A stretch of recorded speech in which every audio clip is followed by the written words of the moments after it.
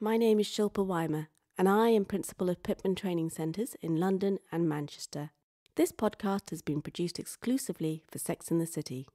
At our centres, we've been helping people gain valuable office skills that can really help to change their lives and build futures.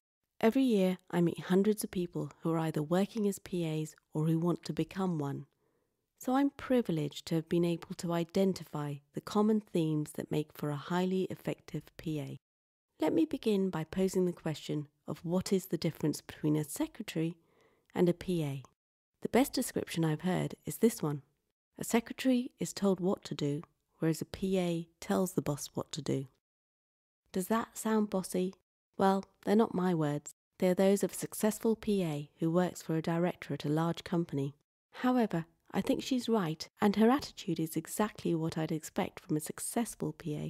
One of absolute confidence. So now we're clear on that, let's move on to my top 5 tips. Number 1, make it your business. From the outset, it is imperative to ensure you gain a good knowledge of the business your boss is in and that you are in.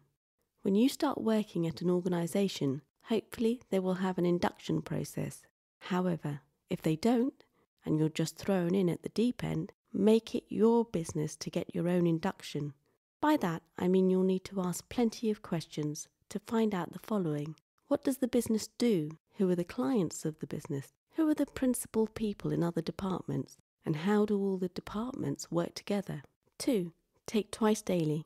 Your role is to manage your boss. To do that, you need to communicate with them about what you are doing and what they are doing. Often, executives get caught up in their day and forget about the PA who's holding it together back at the fort. So top PAs know that from the outset, they need to schedule 2 important meetings into the busy executive's diary. One is first thing in the morning and one is last thing in the evening. 3. Use your physical space to create an impressive presence. Your credibility is very important in the role, and to establish yourself with everyone you meet, make sure that when greeting people, you stand up and move out from your desk. Shake their hand and introduce yourself. This puts you firmly in control from the very beginning and gives the visitor the impression of someone who is extremely professional and welcoming. Your body language can increase the effectiveness of your communication, creating as much as 55% of the perceived impact of your overall message. 4. Stay in school. Make sure you're always ahead of the game by updating your IT skills. In today's fast-paced world, busy executives are too busy to work things out themselves. Make your life and theirs easier by training yourself to the highest level. You need to know how to create spectacular presentations, make reports, look great, and produce valuable data and charts from complex spreadsheets.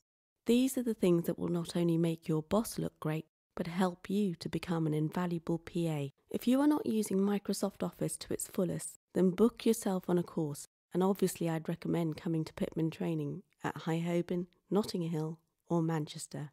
Tip number 5, it's a two-way street. The relationship between a director and their PA is a two-way street, and it is equally important for you to understand what you can expect from a good boss. Here are some basic things that good bosses know are important. They treat their PA with respect. They ask them how they are each day. They invest in their personal and professional development. They listen to them. They say thank you. They realise that their PA has a life outside of work and accommodates these needs. They know that in return, they will get an extremely loyal and hard-working PA. And they keep their PA in the loop, share their successes with them, and again creating loyalty.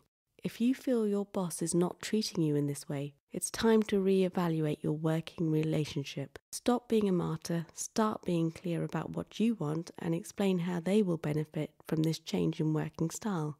Maybe you could pin up this checklist as a poster in the office to remind both you and your boss of what's expected. If they don't change, it's time to move on. If you're looking to improve your PA skills, contact one of our course advisors in London's Notting Hill and Holborn or Manchester on 020 7025 4700. Or for more information, go to www.holborntraining.co.uk.